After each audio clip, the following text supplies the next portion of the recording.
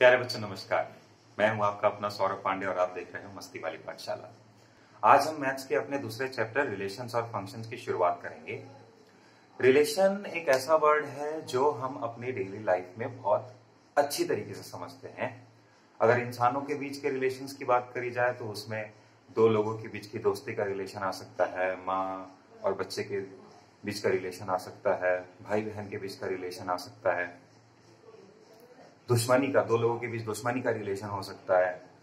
अगर दो नंबर्स के बारे में बात की जाए तो उनके बीच में इक्वेलिटी का रिलेशन हो सकता है, अनइक्वेलिटी का रिलेशन हो सकता है। कहने का मेरा यह मतलब है कि एक नंबर दूसरे से बड़ा हो सकता है या फिर एक नंबर दूसरे से छोटा हो सकता है। अगर किसी प्लेन में दो स्ट्रेट लाइंस हैं तो उनके बीच में हम रिलेशन कह सकते हैं कि वो या तो पैरेलल होंगे, है ना, या फिर इंटरसेक्टिंग होंगे। अगर वही दो स्ट्रेट लाइन स्पेस में हो तो उनके बारे में हम रिलेशन कमेंट कर सकते हैं कि वो या तो पैरेलल रहे होंगे या फिर इंटरसेक्टिंग रहे होंगे, या फिर ना ही पैरेलल ना ही इंटरसेक्टिंग रहे होंगे, है ना। इस केस में ये दोनों स्ट्रेट लाइन ना पैरेलल है और ना ही एक दूसरे को इंटरसेक्ट कर रहे हैं, तो इनको हम स्क्यू लाइंस कहते हैं। इसके बारे में आप आगे पढ़ेंगे। तो ऐसे ही आप भिन्न भिन्न प्रकार के रिलेशंस के बारे में सोच सकते हो, ठीक है। तो रिलेशन हम जब भी बात करते हैं तो वो हमेशा दो ऑब्जेक्ट्स के बीच में हम बात करते हैं, है ना। दो स्ट्रेट लाइन से, दो नंबर्स हैं, दो लोग हैं, इस तरीके से हम बात करते हैं। ठीक उसी तरह अपने इस चैप्टर में हमारा ध्यान रहेगा कि दो सेट के बीच में रिलेशन की बात करना। तो आइए शुरू करते हैं। सपोज मेरे पास दो सेट दिए हुए हैं, सेट ए जिसमें 1 और 2 एलिमेंट्स के तौर पर लिखे हुए हैं, और एक सेट बी है, एक सेट बी है जिसमें 3, 4 एलिमेंट्स के तौर पर लिखे हुए हैं। अब मैं आपको कह रहा हूं कि इन दोनों सेट के एलिमेंट्स का इस्तेमाल करके आपको 2 डिजिट का एक नंबर बनाना है। एक्चुअली एक नहीं, जितने भी नंबर्स पॉसिबल है वो सारे के सारे आपको बनाने हैं। So make a list of all 2-digit numbers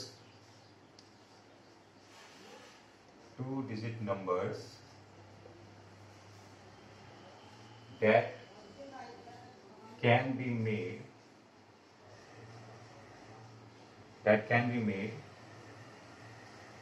using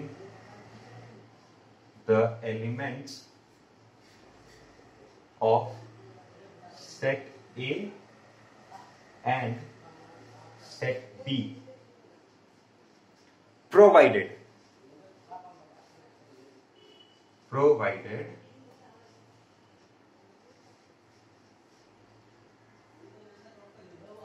elements of set B occur at unit place।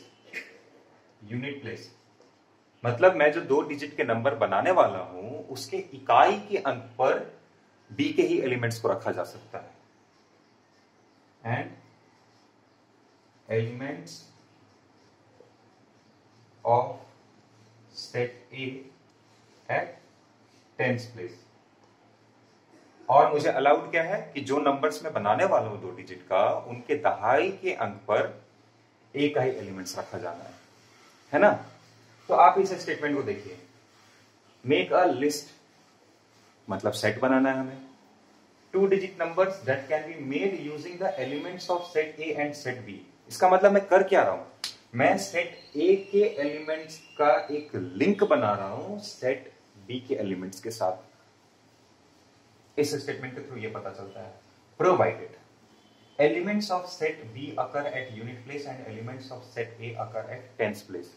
इसका यह मतलब है कि मुझे एक पर्टिकुलर ऑर्डर में काम करना है, एक पर्टिकुलर ऑर्डर में काम करके मुझे 2 डिजिट्स का पेयर बनाते हुए नंबर्स बनाना है।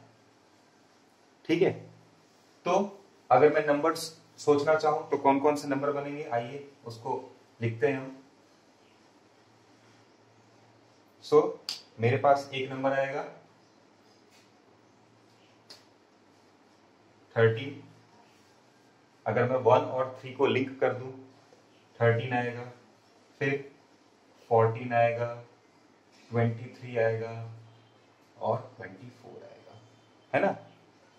अगर मुझे सिर्फ और सिर्फ ये कह रहा था कि आपको ए और बी के एलिमेंट्स का इस्तेमाल करके 2 डिजिट के नंबर बनाने हैं और ऑर्डर नहीं दिया होता मुझे, है ना, कि कौन सा ऑर्डर फॉलो करना है, मुझे पहले 1 होना चाहिए, बाद में 3 होना चाहिए, फिर पहले 3 होना चाहिए, बाद में 1 होना चाहिए, ऐसा अगर कुछ ऑर्डर स्पेसिफाई नहीं किया होता तो मैं 13 भी लेता, 31 भी लेता, 14 भी लेता, 41 भी लेता, 23 भी लेता, 32 भी लेता, 24 भी लेता और 42 भी लेता। बट हमें ऑर्डर इंपॉर्टेंट है, तो इस चीज को हम सिंबल के फॉर्म में कैसे लिखेंगे? इसे सिंबल के फॉर्म में हम इस तरह से लिखते हैं, ए क्यों? बिकॉज पहले मेरा ए का एलिमेंट्स आ रहा है, जो नया सेट मैंने बनाया है उसके पहले में ए का एलिमेंट आ रहा है, इंटू बी, इस तरीके का सिंबल लिखते हैं हम लोग। और ये एक सेट होगा, ये एक सेट होगा, और सेट को हम एलिमेंट्स को कैसे लिखेंगे? ऐसे ब्रैकेट, स्मॉल ब्रैकेट, पहले 1 बाद में 3, पहले ए का एलिमेंट बाद में बी का एलिमेंट, कॉमा, फिर 1, 4, फिर 2, 3, 2, 4, और इसे हम कहते हैं Cartesian product of set A and B. इसे हम क्या पढ़ेंगे? Cartesian product of set A and set B, and that will be denoted by symbol A into का सिंबल और बी। पहले मुझे ए का एलिमेंट लिखना है, बाद में मुझे बी का एलिमेंट लिखना है ना। और आप देख सकते हो कि यहां पर number of elements in set A कितना था? 2। Number of elements in set B 2 था। तो what is the number of elements in set A into B? That is 4। Number of elements in Cartesian product of A and B is 4, है ना। अब अगर मैं अपना ऑर्डर चेंज कर दूं, तो अगर मैं अपना ऑर्डर चेंज कर देता हूं और मैं कहता हूं कि पहले बी का एलिमेंट आना चाहिए और बाद में ए का एलिमेंट आना चाहिए, तो मेरा सेट क्या बनेगा?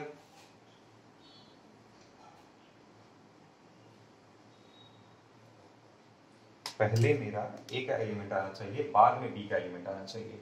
तो मेरे नंबर्स कौन कौन से बनेंगे? 31, 32, 41, 42, है ना। ये सारे के सारे मेरे नंबर्स बनते। तो इसे मैं क्या लिख रहा हूं? b इंटू ए, इस तरीके से लिख रहा हूं। सो पहले b का एलिमेंट, कॉमा, ए का एलिमेंट, एक पेयर, फिर 3, 2, 4, 1, 4, 2। अब एक बात बताओ, B क्रॉस A भी एक सेट है, A क्रॉस B भी एक सेट निकला था, तो क्या ये दोनों बराबर हैं? नहीं है, क्योंकि 2 सेट बराबर होने का मतलब था कि उनके सारे के सारे एलिमेंट्स क्या होने चाहिए? मैच करने चाहिए। लेकिन यहां पर तो ऐसा नहीं हो रहा है। क्यों? बिकॉज ऑर्डर यहां पे मैच कर रहा है। 1, 1, 3 इज नॉट इक्वल टू 3, 1, है ना। ये एक ऐसा पेयर है जिसमें ऑर्डर मैटर करता है, इसीलिए ये दोनों बराबर नहीं है। ऐसे पेयर्स को हम क्या कहते हैं? Ordered pairs. और ये कैसे ऑर्डर्ड पेयर्स हैं? ये ऑर्डर्ड पेयर्स हैं obtained from set A and set B. इसको मैं बोलूंगा ordered pair obtained from set A and set B. क्यों? क्योंकि पहले ए का एलिमेंट लिखा हुआ है, बाद में बी का एलिमेंट लिखा हुआ है। इसे मैं बोलूंगा ordered pair obtained from set B and A. पहले बी का एलिमेंट लिखा हुआ है, बाद में ए का एलिमेंट लिखा हुआ है। ठीक है। आप इसको ऐसे भी सोच सकते हो कि अगर मान लो कि ये किसी पॉइंट का कोऑर्डिनेट होता है ना, तो ये x कोऑर्डिनेट हो जाता, ये y कोऑर्डिनेट हो जाता। आपको पता है हम पहले x कोऑर्डिनेट लिखते हैं, बाद में y कोऑर्डिनेट लिखते हैं। तो इस पॉइंट को अगर मैं मार्क करूं xy प्लेन में, इस पॉइंट को अगर मैं मार्क करूं xy प्लेन में xy, सो 1 1 2 3 1 2 3, तो 1,3 मतलब x की वैल्यू 1, y की वैल्यू 3, तो ये पॉइंट यहां पर कहीं आता, पॉइंट 1। और अगर मैं 3 1 को मार्क करूं तो x का वैल्यू 3, y का वैल्यू 1, तो ये यहां पर कहीं आता है ना। सो 1 और 3 का ऐसा पेयर है जिसमें ऑर्डर मैटर कर रहा है, तो इन्हें हम ऑर्डर्ड पेयर कहेंगे, ऑर्डर्ड पेयर। ओके, इसे आप ध्यान में रखिएगा।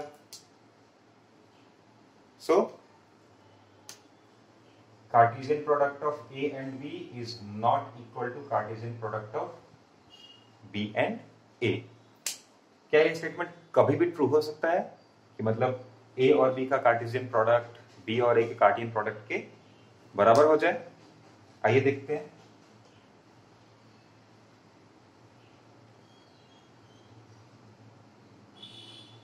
आपको थोड़ी देर में समझ में आएगा कि हम क्यों कार्टेशियन प्रोडक्ट कर रहे हैं, है ना। क्यों कार्टेशियन प्रोडक्ट हम कर रहे हैं आपको समझ में आएगा थोड़ी देर में, सब्र रखिए। सो सपोज ए मेरा 1 और 2 के सेट है, बी भी मेरा 1 और 2 ही है। इस केस में अगर मैं ए और बी का कार्टेशियन प्रोडक्ट निकालूं तो मुझे क्या मिलेगा? 1 का 1 के साथ, 1 का फिर 2 के साथ, 2 का फिर 1 के साथ, और 2 का फिर 2 के साथ। ओके, अब b का a के साथ कार्टेशियन प्रोडक्ट निकालो। 1 का 1 के साथ, 1 का फिर 2 के साथ, 2 का फिर 1 के साथ, 2 का 2 के साथ। बराबर आ गए दोनों? 1 1 1 2 2 1 2 2, दोनों बराबर आ गए। सो इस केस में, in this case Cartesian product of A and B is equal to Cartesian product of B and A। लेकिन स्टेटमेंट हमेशा ट्रू नहीं होता है। अब समझो कार्टेशियन प्रोडक्ट को हम अपने रियल लाइफ में कैसे सोच सकते हैं, और तब हम रिलेशन डिफाइन करेंगे दो सेट्स के बीच में, दो सेट्स के बीच का रिलेशन डिफाइन करेंगे। अब मान लो कि दो फैमिलीज हैं, ठीक है, दो फैमिली है, फैमिली 1 और ये फैमिली 2। मैथ्स के लैंग्वेज में बोलेंगे तो सेट है, सेट 1 सेट 2, ठीक है ना। लेकिन मैं इसे फैमिली ए, सपोज फैमिली ए मैं बोल रहा हूं इसे, और ये मेरा फैमिली बी है। इस फैमिली में मैं 3 लोगों को ले लेता हूं, ए बी सी, और इस फैमिली में भी 3 लोग हैं, डी ई और एफ, ठीक है। एग्जाम्पल के तौर पर मैं ये ले रहा हूं। अब इन दोनों फैमिली में आप कितने तरह के रिलेशन सोच सकते हो। अब फैमिली में रिलेशंस का क्या मतलब हुआ? फैमिली में रिलेशंस का मतलब हो गया उस फैमिली के जो लोग हैं उनके बीच में जान पहचान। तो अब देखो, मैं बोलता हूं कि अगर ए डी को जानता है, फैमिली ए से ए सिर्फ और सिर्फ डी को जानता है, तो ए डी को जानता है, इसका ये तो मतलब नहीं है ना कि डी भी ए को जानता होगा। कुछ रिलेशंस एक तरफा भी होते हैं, है ना। तो मैं बोल रहा हूं कि ए बी को जानता है, डी को जानता है। So there is a relation from the element of family A to a element of family B. ठीक है, अगर ए डी को जानता होगा तो मैं उसे एक ऑर्डर्ड पेयर के थ्रू डिनोट करूंगा। अगर ए डी को नहीं जानता होगा तो मैं ऑर्डर्ड पेयर नहीं लिखूंगा। अच्छा, तो सबसे अच्छा कंडीशन क्या होगा? सबसे अच्छा कंडीशन ये होगा कि ए डी को भी जानता है, ए ई को भी जानता है, ए एफ को भी जानता है। अगर ए डी को भी जानता है तो मैं लिखूंगा एक ऑर्डर्ड पेयर ए डी को जानता है। अभी मैं सिर्फ देख रहा हूं कि ए बी को जानता है या नहीं जानता है। बी इसको जाने ना जाने मेरा उससे कंसर्न नहीं है। ए डी को जानता है। ओके, सो ए डी को जानता है, मैंने ऐसे एरो के थ्रू दिखा दिया। ए ई को भी जानता है, तो मैं इसे भी एक ऑर्डर्ड पेयर के थ्रू दिखाऊंगा। ए एफ को भी जानता है। ओके, मैं सबसे अच्छे कंडीशन के बारे में बात करूं, सबसे अच्छा रिलेशन। फिर बी भी डी को जानता है,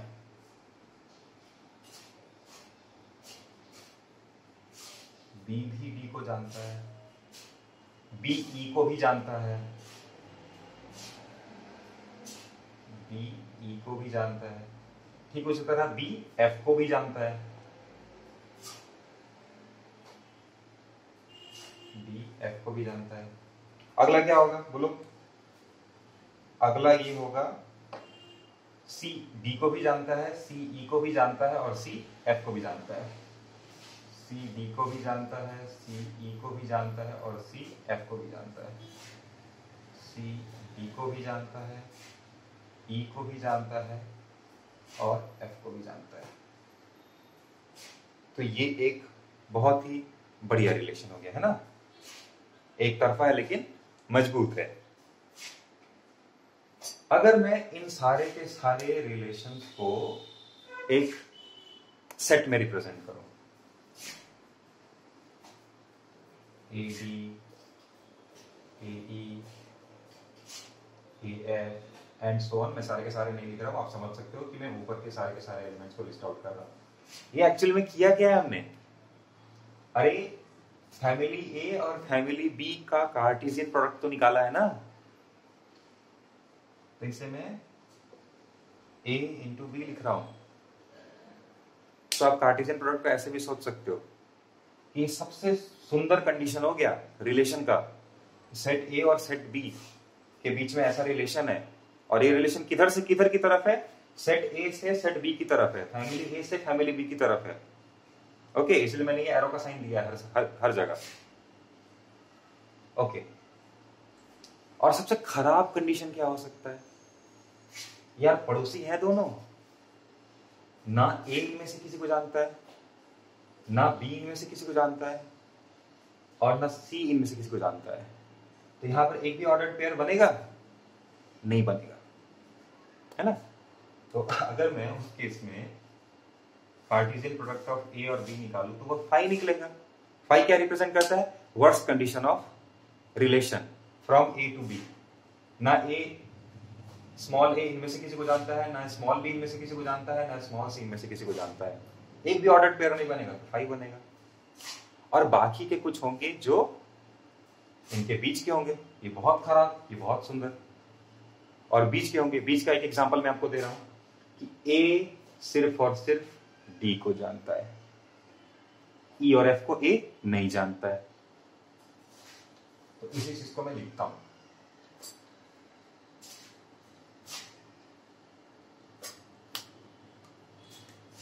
ए सिर्फ और सिर्फ डी को जानता है तो मैं ए डी को लिख दिया।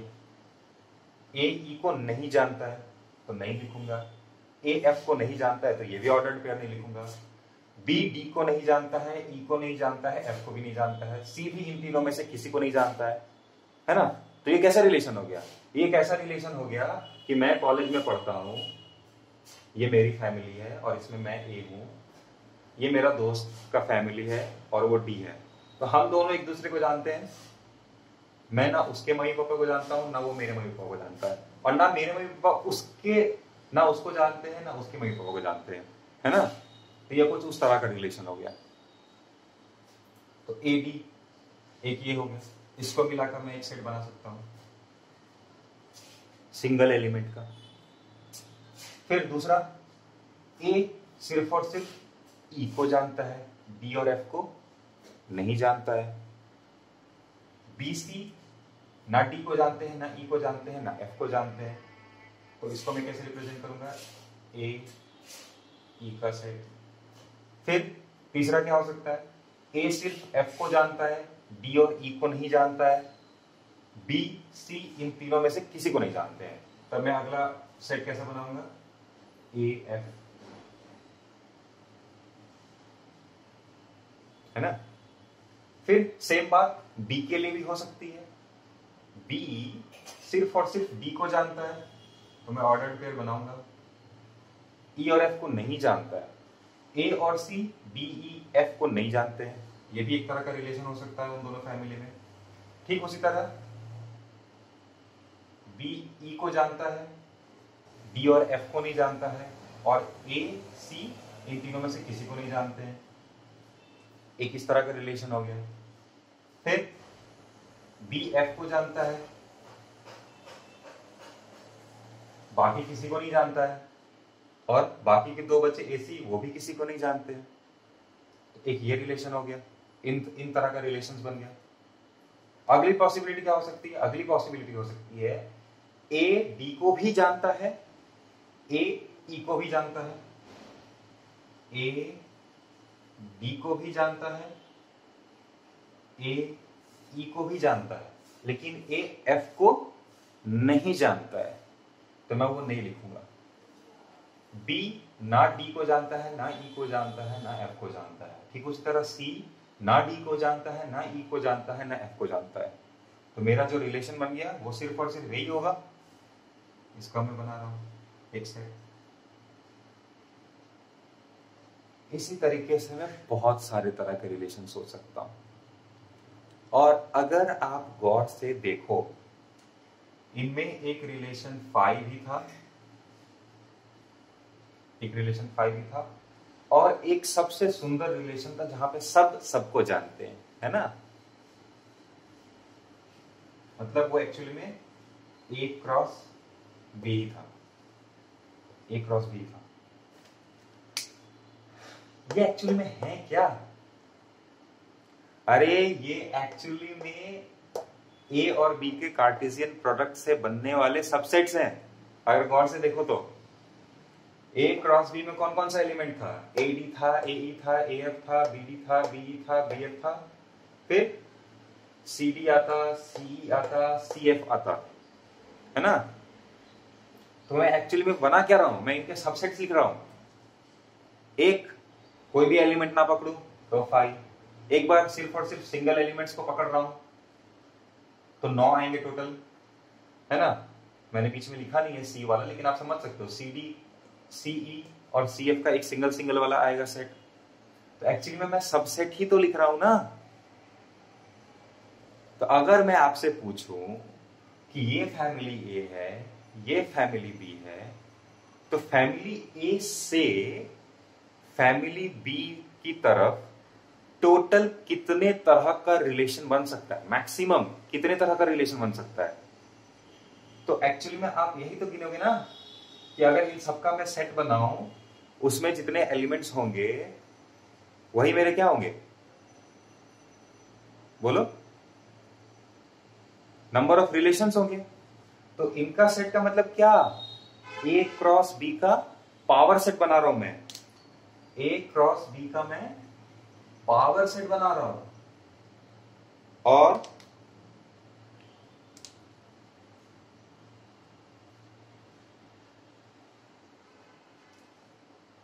maximum number of relations from family A